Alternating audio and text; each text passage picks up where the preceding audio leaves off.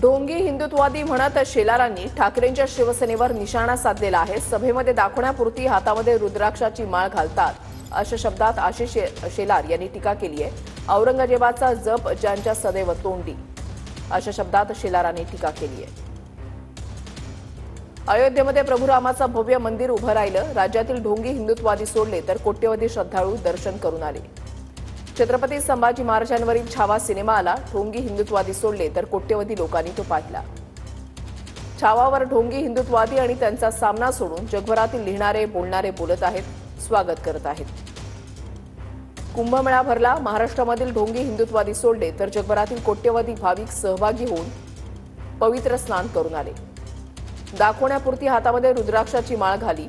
औरंगजेबाचा जप ज्यांच्या सदैव तोंडी ओळखलेत का हिंदुत्ववादी ढोंगी अशा शब्दात आशिष शेलार यांनी टीका केली आहे।